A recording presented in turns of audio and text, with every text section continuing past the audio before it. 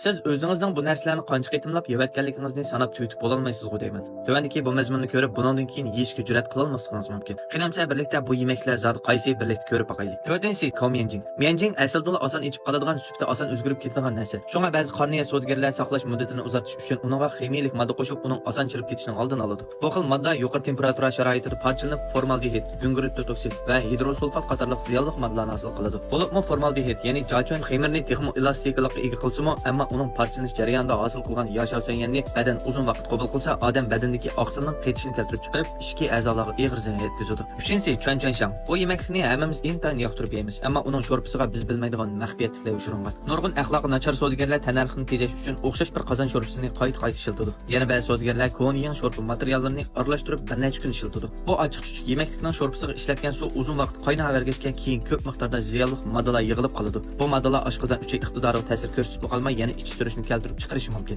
2-si ko'chalarda to'mirga qaqlab pishiradigan siyobiylik. Bu xil soda odatda materialning yangi bo'lishini talab qiladi. Shunga ba'zi savdogarlar siyobiylikning yangi ta'minini saqlash uchun sanoat ishlatadigan ko'ydirgich ishqor va hidroperoksid eritmasiga uni chilab qo'yadi. Hatto formalinni qo'shib yangi piti saqlash va oqartish maqsadiga yetadi. Formalinni yemaklik o'rnida ishlatish ma'ni qilingan. Uzun muddat iste'mol qilinsa, jigarga ziyon yetkazadi. Hatto rak paydo qilishi mumkin. 1-si kauchang. Bu 2 yuan 1 yuanga arzon hisoblanadigan qaramoq mazali kulbasaning siz nimadan yasalganligini bilasiz. Amaliyotda haqiqiy sifatli kauchanglar haqiqatan go'shtdan yasaladi. Lekin ba'zi nachar savdogarlar buning tanarxini tuvaltish uchun uningga so'ngak parchalarini arzon go'shtlarni qo'shib uni ishlab chiqaradi. Uningga yana chirishdan saqlag'uch, yashav so'ngan qatorliq narsalarni qo'shadi. Buni ko'p iste'mol qilaverganda rak paydo qilishi mumkin. Bolalarimiz bu narsani bekli yaxshi ko'rdi. Kichik bolalar mushundaq sifatsiz yemeklarni ko'p yevilib, og'rib qolgan xabarlarni doim chiqib turadi. Mushundaq bo'lishqa Asra shirkati iste'molchilarning sog'lomligini oldin o'lcham qilib, Asra to'xovlarini asosli material qilib, hech qanday chirishdan saqlash aralashtirmay, 80% to'xovning mayda go'shi bilan Asra qizlari hamda qayzi pishirish mashinalarini bozorga soldi. Bo'lsa, bunday korxonalarning texmo ko'plab chiqishini umid qilaman. Undaqda siz iste'molchi bo'lib, subtangiz bilan mushundaq sog'lomlikni oldin qo'ygan ishonchli korxonalarni qo'llamsizlar.